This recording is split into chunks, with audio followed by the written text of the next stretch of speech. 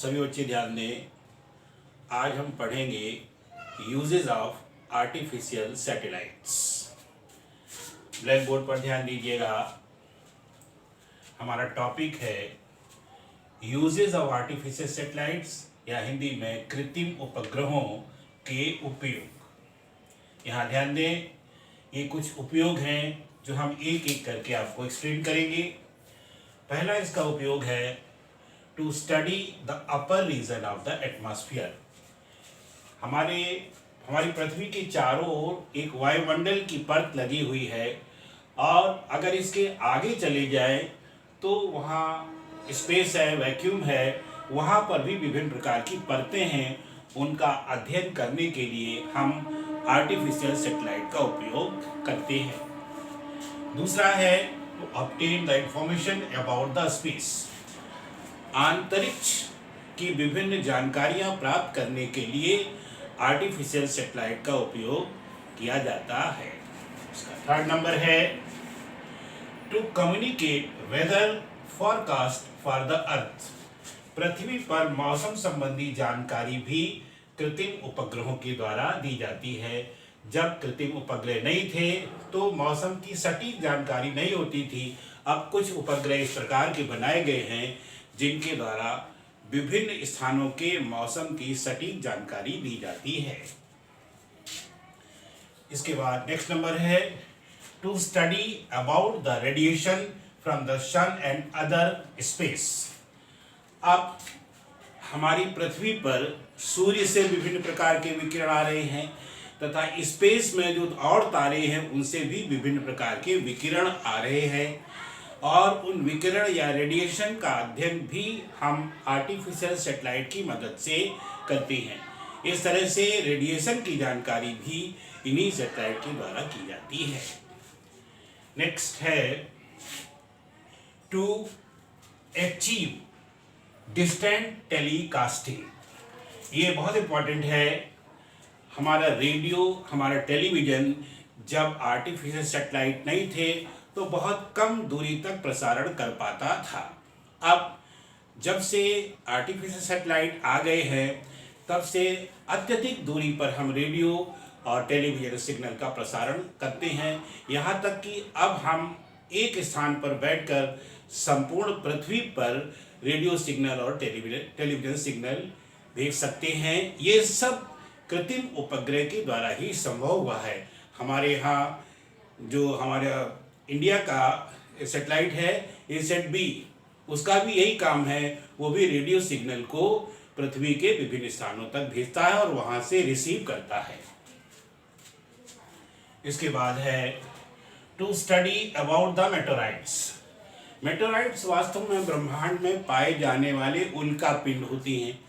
उल्का पिंड हमारे पूरे ब्रह्मांड में घूम रहे हैं, चक्कर लगा रहे हैं सूर्य के, और कभी कभी ये ग्रहों से टकरा जाते हैं। तो उनकी चाल कैसी है, वो कितने समय बाद विभिन्न ग्रहों के पास जाएगा, इसका अध्ययन भी हम आर्टिफिशियल सैटेलाइट के द्वारा करते हैं।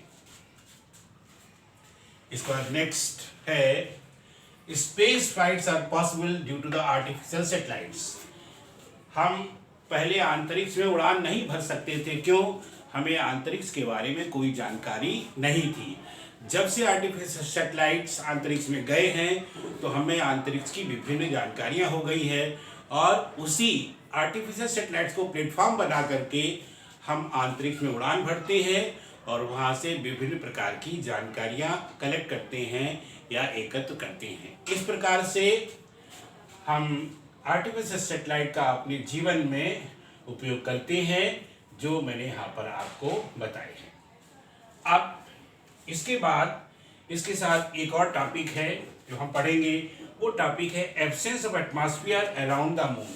यानी पृथ्वी चंद्रमा के चारों तरफ वायुमंडल नहीं है। यानी चंद्रमा के चारों तरफ वायुमंडल क्यों नहीं है उसकी जानकारी यहाँ पर प्राप्त करेंगे। बिल्कुल सिंपल है, सभी बच्चे इसको ध्यान से समझेंगे। यहाँ ध्यान दीजिए, इसके velocity on the earth surface. पृथ्वी तल पर पलायन वेग या इसके वेलोसिटी है 11.2 किलोमीटर पर सेकेंड और इसके velocity on the moon surface यानी चंद्रमा के तल पर, इसको मैंने v डैश लिख दिया है, ये है 2.38 किलोमीटर पर सेकेंड।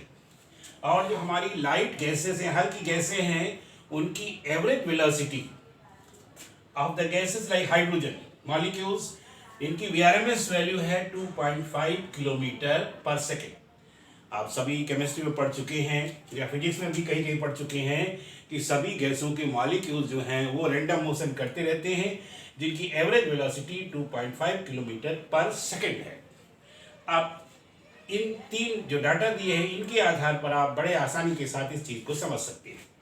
सबसे पहले आप देखिए, गैस मॉलिक्यूल्स की एवरेज वेलोसिटी 2.5 किलोमीटर पर सेकेंड है और अर्थ पर जो एस्केप वेलोसिटी है वो 11.2 किलोमीटर पर सेकेंड है, जो बहुत ज़्यादा है। यानी ये इतनी वेलोसिटी तक नहीं पहुंच सकते हैं। इसका मतलब है कि पृथ्वी तल से ये गैसें एस्केप नहीं हो सकती। क्यों? ये गैसें इस एस्केप वेलोसिटी को प्राप्त नहीं कर सकती हैं। यही कारण है कि पृथ्वी के चारों तरफ जो भी गैसें हैं वो पृथ्वी पर ही रहेंगी, उससे बाहर नहीं जा सकती हैं। और जो बाहर नहीं जा सकती हैं, इसीलिए पृथ्वी के चारों ओर वायुमंडल है। अब आते हैं चंद्रमा पर।